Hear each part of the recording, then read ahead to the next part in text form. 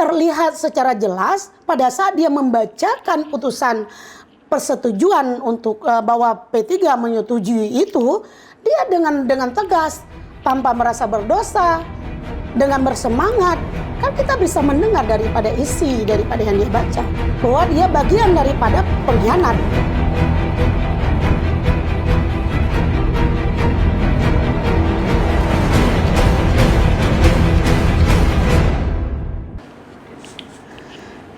Assalamualaikum warahmatullahi wabarakatuh. Kembali lagi dengan saya Siti Aminah di channel Pehtem, tepatnya di episode ketiga tahun kelima edisi Kamis 29 Agustus 2024. Bagi rekan yang belum subscribe, silahkan subscribe dan kita masih menunggu komentar yang positif dan membangun pastinya. Baik rekan Pehtem, kita akan membahas isu yang tengah viral di tengah masyarakat kita tentang anggota DPR RI asal Aceh Iliza Saaduddin Zamal dari fraksi Partai Persatuan Pembangunan dan juga calon wali kota Banda Aceh mendapat sorotan dan kecaman dari publik.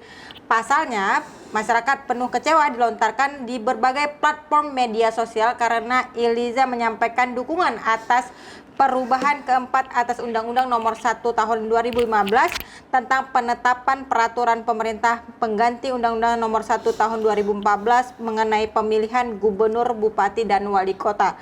Terlihat dalam ruang sidang saat merayakan keberhasilan menyetujui undang-undang pilkada tersebut, yaitu ada Ibu Iliza Saaduddin Zamal dan juga Nazarudin atau disapa Degam, menantu ya Pak Aminullah Usman sebagai calon wali kota Banda Aceh. Kali ini kita akan angkat tema tentang ikut setujui revisi undang-undang pilkada. Warga kota Banda Aceh kecam Iliza Saaduddin Zamal bersama narasumber kita Kak Yulindawati SH. Beliau adalah aktivis perempuan. Assalamualaikum Kak Linda. Waalaikumsalam warahmatullahi wabarakatuh. Apa kabarnya nih Kak Linda? Sehat, alhamdulillah. Sehat. Sepertinya habis demo ya.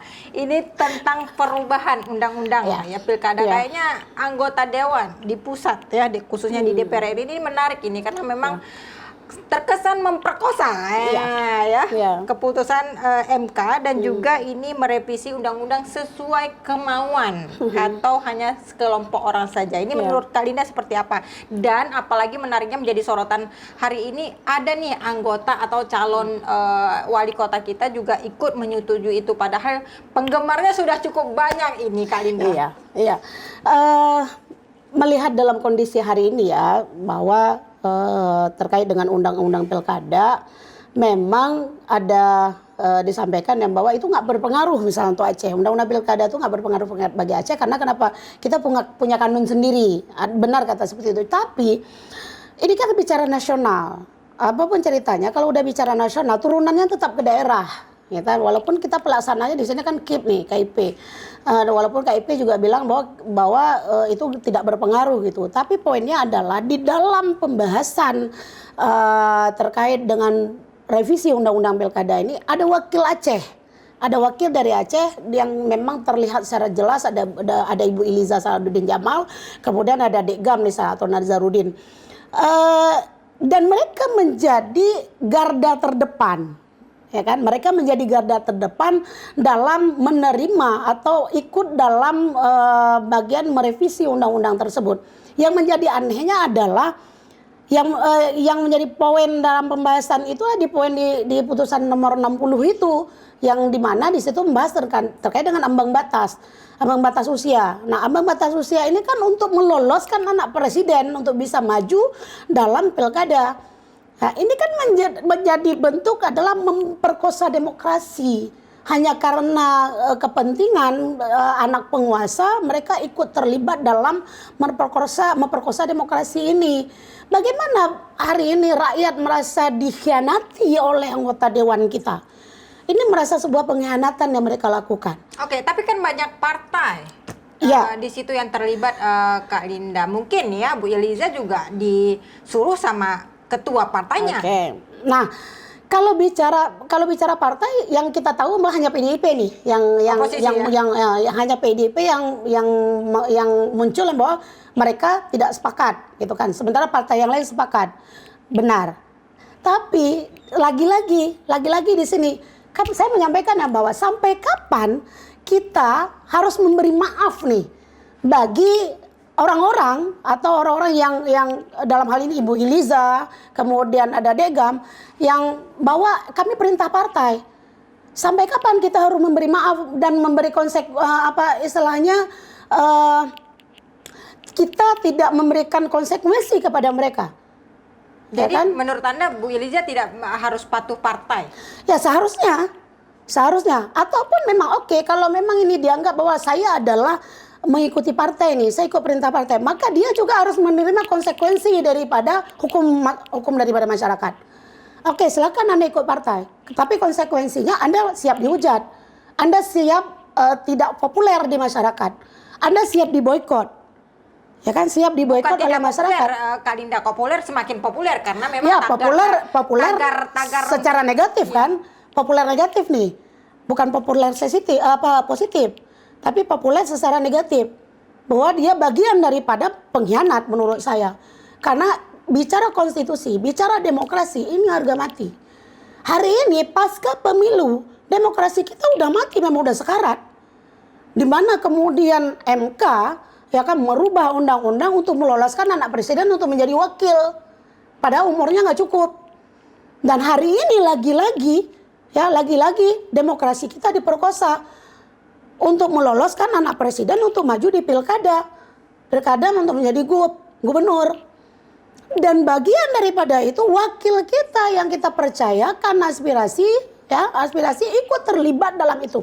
Dan yang menyakitkan adalah mereka dengan senyum kepuasan memamerkan itu, bahwa mereka ikut bangga sudah menjadi bagian daripada menyetujui untuk merevisi undang-undang itu. Itu yang melukai kita. Kenapa harus dia yang baca? Memangnya di DPR itu tidak ada anggota yang lain? Kenapa tidak diserahkan? Oke, yang lain aja lah. Misalnya, ini bicara politik, bicara kepentingan benar. Kalau dia merasa yang bahwa dia punya kepentingan untuk maju di dalam pilkada, bisa dong dia ngomong ke partainya, kalau bisa jangan saya yang baca, minta orang lain yang baca. Tapi kalau secara halus menolak itu. Oke. Tapi terlihat secara jelas pada saat dia membacakan putusan persetujuan untuk bahwa P3 menyetujui itu, dia dengan tegas, tanpa merasa berdosa, dengan bersemangat, kan kita bisa mendengar daripada isi daripada yang dia baca. Nah, itu yang melukai kita sebenarnya.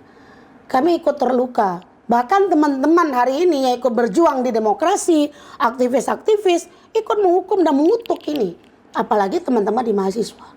Oke, seberapa rusak sih Kak Linda kalau kita lihat, karena notaben juga anggota dewan kan juga notaben mengikut partai ya. Kita lihat karena cuma satu partai yang masih oposisi, kita melihat terkait tentang undang-undang, perubahan undang-undang ini untuk pilkada, gubernur, wali kota dan juga bupati. Nah, itu apakah memang mereka betul-betul dikotakkan oleh eksekutif ya, Kak Linda, atau seperti apa? Karena sangat miris ini kita lihat bahwa betul-betul masyarakat dizalimi secara terang-terangan seperti itu. Iya, sangat sebenarnya. Kalau ditanya seberapa parah, sebenarnya sangat parah.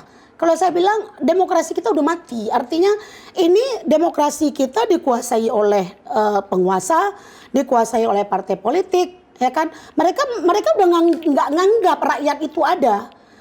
Mereka merasa bahwa elit-elit politik ini punya kuasa atas itu. Keputusan apapun yang mereka lakukan, mereka udah nggak peduli sama rakyat. Rakyat mau di luar sana berteriak, mereka misalnya menjadi baku hantam dengan aparat dalam memperjuangkan aspirasi mereka. Udah nggak mau tahu. Yang paling penting kami hari ini ikut dengan apa yang diinginkan oleh penguasa hari ini, ya kan? Nah itu yang menurut saya bilang udah rusak memang. Tidak ada celah bagi rakyat untuk di sana yang bagaimana dewan atau wakil rakyat memperjuangkan hak rakyat. Ini kalau kita melakukan ini akan ada banyak rakyat yang terganjal. Kenapa bicara di pemilu itu harus ada batas ambang usia? Boleh misalnya di usia 20 tahun mungkin, ya kan? Nah, bisa saja di umur 20 tahun dia bisa mengajukan diri sebagai wali kota dengan undang-undang yang ada. Walaupun hari ini misalnya ada penetapan misalnya di umur 20 atau di 25 tahun. Karena kan Kaisang belum masuk umur 30. Kaisang belum masuk di umur 20. Ya, dia masuk pas pelantikan. Nah, iya. Undang-undang itu dirubah ketika pas iya. pelantikan itu. Iya. Terkesan bahwa undang-undang ini memang diatur untuk Betul. si Kaisang ya. Nah, memang untuk diatur, ini sudah diatur. Jadi penguasa kita hari ini, rezim Jokowi hari ini, lagi-lagi saya mengatakan rezim. Kenapa? Saya walaupun dikatakan misalnya ada teman-teman di luar sana kali ini kan benar. Saya 2 periode pendukung Jokowi, tapi sebagai pendukung di saat dia hari ini melakukan kesalahan, saya tetap menjadi garda terdepan dalam melakukan kritik terhadap dia. Itu pendukung yang baik. Jadi kakak nggak menyesal? Saya tidak menyesal. Saya tidak pernah menyesal. Bahkan justru saya menyesal pada saat dia hari ini di ujung-ujung kepemimpinan dia merusak itu, merusak citra dia yang 5 tahun, ya kan 5 tahun 7 tahun yang sudah berlalu, yang dia bangun citra dia baik di mata masyarakat, tapi di akhir kepemimpinan dia merusak citra itu dengan menjadi penguasa yang zalim. Nah, ini yang saya sesalkan. Kenapa? Apa yang diinginkan di sana? Kekuasaan apa yang dia mau? Soeharto saja yang berkuasa 32 tahun bisa tumbang, ya kan, yang dulunya kroni-kroni dia melakukan korupsi jor-joran dan anaknya berkuasa dan segala macam bisa kita runtuhkan. Kenapa hari ini Jokowi nggak bisa diruntuhkan? Rakyat punya kuasa terhadap itu. Kenapa? Karena kan seluruh partai politik, seluruh elit-elit hari ini semuanya berada di pihak dia. Termasuk anggota dewan yang menjadi wakil rakyat. Kenapa tidak ada yang berjuang di Senayan itu untuk berjuang untuk rakyat? Masyarakat tidak menginginkan ini loh. Tapi kenapa mereka itu ikut bangga dalam hal ini? Apa sebegitu tipisnya ya zona integritas ataupun memang kepedulian anggota dewan terhadap masyarakat kita, Kak Linda? Karena memang ini benar-benar melukai yang pertama. Ya. Yang kedua, kita melihat sepertinya tidak rasional seperti ya itu. Strategi politiknya sangat luar biasa di sini. Apakah mereka memang khawatir atau ada ketakutan tidak dapat jatah di pemerintahan? Ini kepentingan ya, ini kepentingan. Kalau balik lagi ke Bu Eliza tadi, kenapa dia mengambil resiko untuk tampil, ya kan? Mungkin dia merasa bahwa aku nggak lagi duduk di DPR, ya kan? Karena ini masa dia berakhir nih, September udah selesai ya. September kan masa terakhir dia duduk di DPR RI, tapi dia lupa bahwa dia akan maju di Pilkada Banda Aceh. Dia pikir mungkin nggak berpengaruh, justru ini menjadi pengaruh yang paling besar. Hari ini saya bicara atas nama rakyat. Saya tidak pernah, kalau bicara untuk demokrasi, saya nggak pernah bicara personal. Dalam arti kata personal bahwa saya mendukung seseorang, saya nggak bicara itu. Tapi bicara terkait personality saya sebagai aktivis, ya kan, personality saya sebagai seorang yang memang memperjuangkan hak dan demokrasi rakyat. Apakah cuma gara-gara ini misalnya masyarakat Kota Banda Aceh merasa tersakiti, padahal kalau misalnya kita melihat track recordnya Bu Eliza kan cukup baik untuk menata Kota Banda Aceh. Justru 10 tahun dia memperbaiki pada saat dia berkuasa dengan Pak Mawardi dulu, setelah Pak Mawardi 5 tahun, kemudian 5 tahun dilanjut oleh beliau, kita memang melihat secara pemimpinan dia baik. Tapi hari ini kenapa bisa rusak? Karena citra dia sendiri yang dia bisa dia jaga. Kita bisa melihat bahwa hari ini dia bisa karena partai dia bisa merusak citranya sendiri, bisa saja ke depan setelah dia menjadi pemimpin semua orang bisa berubah kan? Semua orang bisa berubah. Nah, makanya saya bilang tadi, bisa saja setelah dia duduk nanti, hari ini saja dia bisa memperkosa demokrasi rakyat. Bagaimana nanti setelah dia duduk? Tapi dia kan merasa juga berlaku dengan anggota dewan lainnya juga dong. Semua. Karena partainya. Semua cuma orang punya dipilih konsekuensi. Dan makanya saya bilang tadi, meski partainya yang terlibat, tapi dewan yang ikut serta dalam hal ini, dalam poin-poin ini, ikut mendapatkan konsekuensinya. Rakyat berhak untuk menghakimi mereka. Karena kenapa? Dia wakil kita, walaupun dia partainya yang memberi keputusan sebagai wakil rakyat. Yang pilih dia duduk di DPR itu kan bukan partai. Partai itu kan cuma kendaraan dia. Duduk dia di sana karena suara rakyat, karena pilihan rakyat, bukan pilihan partai. Walaupun partainya besar, kalau rakyat tidak memilih, tidak ada suara rakyat, bagaimana dia bisa duduk di sana? Makanya dia harus perjuangkan, sampaikan ke partainya. Kita nggak bisa, hari ini kita telah melukai. Resikonya tentu tinggi ya pemirsa itulah PTM. resiko yang saya Ini bilang. partainya partai besar semua berkoalisi loh, bukan cuma satu atau Betul, dua betul. partai. Ya, Makanya saya bilang tadi, sampai kapan kita harus memaafkan seseorang? Ya kan? Bahwa ini tugas partai. Dia merasa terjepit. Kan ini yang muncul nih. Muncul bagi para pendukungnya atau orang-orang yang memang pro ke beliau. Ya dia nggak bisa ngelak. Karena kenapa? Ini keputusan partai. Tapi sampai kapan rakyat harus memberikan maaf, ya kan? Oke. Atau menoleransi Iya, ya. bertoleransi terhadap keputusan itu. Sampai kapan? Karena hari ini jika kita memberikan toleransi, besok bisa jadi kebijakan yang lebih parah lagi, yang itu justru bukan lagi memperkosa tapi membunuh rakyat. Mereka ikut bagian dalam sana, kita juga maafkan. Makanya ini, kalau misalnya ini partai politik, benar, dia siap maju di politik, dia siap bergabung di politik, berarti dia siap menerima konsekuensi. Di saat kemudian kebijakan-kebijakan partainya itu tidak sesuai dengan kebutuhan masyarakat. Maka masyarakat punya hak untuk bersuara. Punya hak untuk bersuara. Kamu tidak mewakili apa yang diinginkan oleh rakyat. Konsekuensinya adalah kamu tidak bisa dipercaya lagi oleh rakyat. Bahkan berimbas pada pemilihan ini, pada pilkada ini. Berarti kalau dia udah nggak dipercaya sama rakyat, ujung-ujungnya apa? Ya boykot. Nggak perlu lagi dipilih, dia nggak berhak untuk dipilih.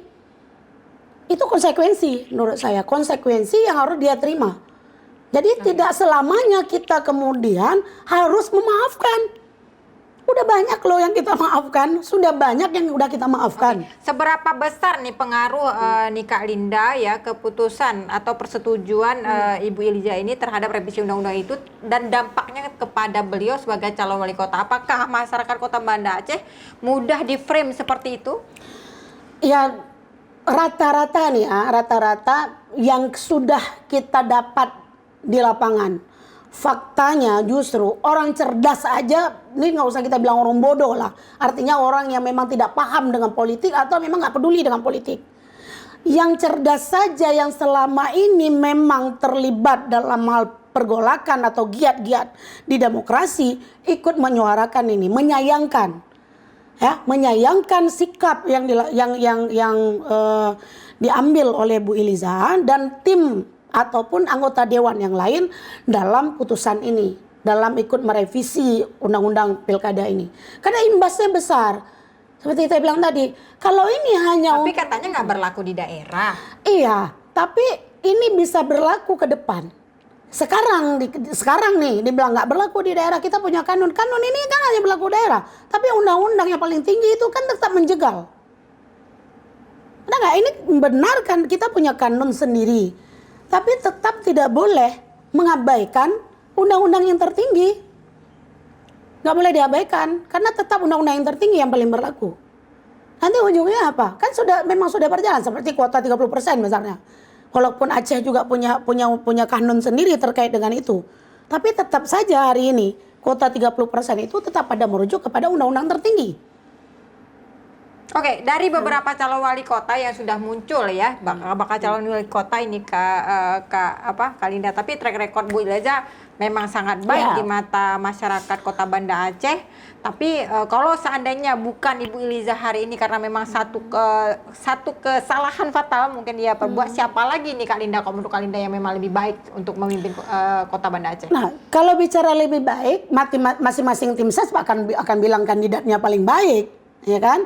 Paling itu pasti akan muncul. Nah, hari ini kan ada 4 nih kandidat yang maju nih.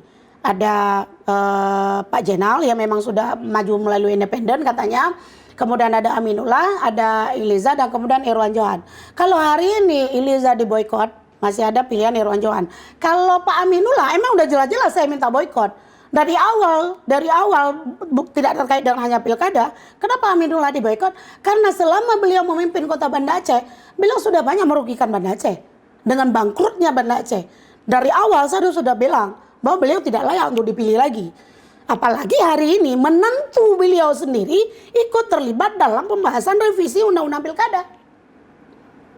Ya kan? Jadi imbasnya udah double ini. Selain beliau sudah banyak merugikan Banda Aceh dengan bangkrutnya Banda Aceh selama beliau memimpin, hari ini lagi-lagi menentu beliau ikut terlibat dalam revisi undang-undang pilkada ini. Nah jadi kalau untuk Pak Aminullah memang harus boikot dari awal. Untuk apa? Mengutang lagi Banda Aceh. Ya kan? Nah, kemudian tapi kan juga masyarakat kita nih juga mau ada ya tipe-tipe masyarakat juga yang mau dibeli dengan uang. ya memang uang bersuara. Tapi saya hanya mengingatkan, uang yang Anda dapat hanya dalam 3 menit akan rugi 5 tahun ke depan. Karena kenapa? Untuk memilih pemimpin itu tidak mudah. Banyak anggaran yang dihabiskan untuk itu. Jadi makanya masyarakat hari ini harus benar-benar jeli melihat siapa sosok pemimpin yang kemudian itu bisa menjadi pemimpin di Banda Aceh yang bisa mesejahterakan warga kota Banda Aceh. Itu yang kita harapkan. Nah hari ini kembali kepada masyarakat. Kalau saya sendiri bilang siapa yang layak dipilih? Dipilihlah pemimpin yang mudaratnya lebih kecil. Yang mudaratnya lebih kecil. Jika dianggap membawa si A, si B, si C sama saja dengan yang lain, personalnya maka, bagus, tapi partainya ya, bermudarat mungkin ya. benar, itu tadi. Kan kalau misalnya tadi kan Pak Amin independen ya, nggak pakai melalui partai, bukannya Pak Amin naik dari partai PAN kan? Tapi PAN kan juga berkoalisi. Nah itu dia. Naik dari PAN. Nasdem. Berkoalisi. Nah, perannya lebih kecil. Nah, ada peran lebih kecil di sana. Karena kenapa? Dia tidak ikut membahas itu. Bahkan tidak ada statement. Pak Irwan tidak ada statement apapun Iya. terkait masalah Ya, revisi. tidak ini. ada statement apapun dari beliau terkait dengan revisi undang-undang itu. Karena kenapa? Ada ranah yang lain kan? Itu kan ranah pusat. Nah, siapa yang hari ini di pusat? Yang hari ini ada di pusat ada Eliza, ada Regam, Nazarudin, menantunya Aminullah. Kalau Pak Jenal masih aman-aman aja. Karena beliau dari independen. Nah hari ini kan ada 2 nih kayak sebenarnya. Ada Bu Eliza karena partainya dari P3 dan dia terlibat langsung dalam memutuskan setujunya merevisi undang-undang, dia yang bacakan sendiri. Itulah efeknya. Konsekuensinya beliau dihujat oleh masyarakat dan konsekuensinya beliau diboikot oleh masyarakat. Berarti beliau ikut andil dalam persetujuan merevisi undang-undang. Seandainya bukan beliau yang baca, mungkin masih berpikir masyarakat. Saya orang terdepan di saat kemudian dia, ya, Bu Eliza dihujat terkait dengan kepemimpinan perempuan yang diharamkan menjadi pemimpin. Saya orang terdepan yang membela beliau. Kenapa? Tidak ada satu komitmen atau statement apapun terkait dengan bahwa perempuan tidak boleh memimpin. Itu tidak ada. Berhak kok perempuan itu diberi ruang untuk memimpin. Kita sepakat terkait dengan itu. Tapi kalau sudah bicara terkait demokrasi, ini mencederai semua orang. Karena bicara demokrasi itu hak semua orang. Hak semua orang untuk menyampaikan aspirasinya, hak semua orang untuk mendapatkan kebijakan, hak semua orang untuk melaksanakan apapun, hak semua orang untuk menjadi pemimpin. Kenapa kemudian diatur? Kenapa harus anak presiden? Emang tidak ada anak-anak yang lain untuk bisa maju di pilkada? Mungkin ya, mungkin dugaan kita ya sudah ada kartunya. Sudah dipegang kartunya. Ya, jadi ini permainan pusat itu kan. Ya, makanya kenapa kita tidak setuju ini? Kalau ini disetujui ya, ini pandangannya kalau ini disetujui, anak presiden udah lolos. Jangan-jangan kursi untuk Jan Etes itu aja sudah disiapkan. Kalau kursi Jan Etes disiapkan, cucu kita ke depan gimana? Gak dapat jatah dong. Ya kan? Demokrasi setengah hati. Berarti demokrasi itu hanya berlaku untuk anak-anak penguasa. Anak kita gimana? Oligarki ya. Anak kita gimana? Aku juga mau dong anakku nanti jadi Pak Kecil misal. Oke, jadi pertanyaan terakhirnya menarik ini Mbak Kalinda, apa mungkin misalnya ini bisa digulingkan seperti masa Soeharto? Kalau ini terus berlanjut, memang masa dia udah mau habis. Ya kan? Ya kayak contoh misalnya Gus Dur aja bisa digeser dong kan, di akhir-akhir kepemimpinan aja dia bisa digulingkan. Tapi dia digeser tanpa bergeser. Sampai bergeser. Pakai politik saya bilang tadi kan. Bergeser tanpa harus digeser. Bergeser tanpa harus digeser. Itu kerennya. Nah, itu kerennya. Soeharto bisa sebegitu kuat dia bisa digeser. Hari ini contoh Golkar. Yang beringinnya begitu kuat akarnya saja itu bisa tercabut dan tercabut sampai ke bukan ke akar lagi, udah habis gitu. Hanya oleh penguasa. Berarti itu beringin di musim kering. Berarti hebat banget kan? Beringin di musim kering. Nah, makanya pertanyaan saya, kalau misalnya kok bisa tumbang, kenapa? Emang di beringin itu tidak ada kader-kader? Memang di kader beringin itu nggak bisa protes? Iya, tapi agak lucunya di benteng ya. Di benteng malah yang dibenci, yang dihujat, malah terakhir memang politik itu sangat dinamis ya. Politik itu jahat. Kayak sebelah, politik itu jahat, benar. Kan politik itu kepentingan. Tidak ada teman sejati, tidak ada kawan sejati, nggak ada sahabat sejati di sana. Tidak ada orang yang baik selamanya dan tidak ada pula yang jahat selamanya. Tidak ada yang baik dan tidak ada yang jahat. Makanya kalau misalnya, ini kan politik, benar. Makanya pertanyaan saya, sampai kapan kita harus memberikan toleransi untuk partai politik? Di saat hak rakyat diperkosa, kita mau diam saja? Kita mau bilang, ini politik, dia harus mengikuti partai politik. Kalau dia sudah mengikut seperti itu, mengikut perintah partai, konsekuensinya dia siap menerima hukuman dari rakyat. Oke, kalau begitu ada puisi menarik ini, Kak Linda. Kita bacakan. Kita bacakan puisi menarik ya, terkait tentang tema kita ataupun isu yang tengah viral hari ini. Dengan judul Agak Lain Negeriku ini. Ditulis oleh inisial M. Agak lain kau bilang bangsa kita subur dan makmur. Kenyataannya rakyatnya makin tersungkur. Agak lain kau bilang bangsa kita bangsa demokrasi, tapi undang-undang kau otak-atik demi kepentingan keluargamu sendiri. Agak lain kau bilang DPR itu aspirasi rakyat, tapi kenyataannya banyak dewannya yang menjilat. Agak lain kau bilang bangsa kita zona masuk kawasan integritas. Kenyataannya korupsi semakin tak dapat diberantas.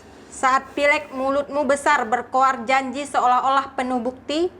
Faktanya undang-undang pilkada kau perkosa demi kepentingan keluarga Pak Hihi. Sudahlah rakyat tak dapat lagi kau bodohi. Memang benar kata-kata para komedi, partai hanya memperkaya elit penguasanya sendiri. Undang-undang pilkada dirubah demi memenuhi standar usia anaknya Pak Hihi. Partai besar ramai-ramai berkoalisi demi ambil jatah dari Pak Hihi.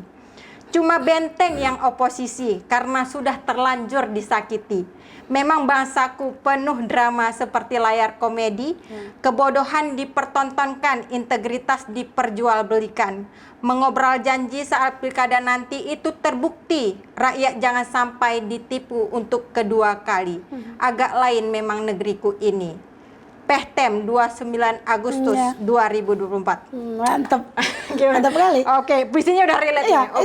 Itu puisi sudah sangat cukup mewakili kan. Artinya memang selama kepemimpinan penguasa kali ini ya kan, ini agak lain. Agak lain. Memang agak lain itu. Dia seperti hidup di alam lain gitu. Ya. Dia pengen setengah demokrasi setengah hati. Pengen Cina setengah, semua. Pengen Brunei setengah, pengen demokrasi setengah. Betul. Karena jadi, dia pengen berideologi negara itu nggak tuntas satu ideologi saja. Betul. Baik Kak Linda, menarik karena waktu kita sangat terbatas. Silahkan sampaikan kepada pemirsa Pehtem yang ada di rumah terkait tema kita hari ini. Silahkan Kak Linda. Kepada teman-teman semua yang ada di seluruh Indonesia dan khususnya Aceh, pembahasan undang-undang pilkada ini masih belum selesai.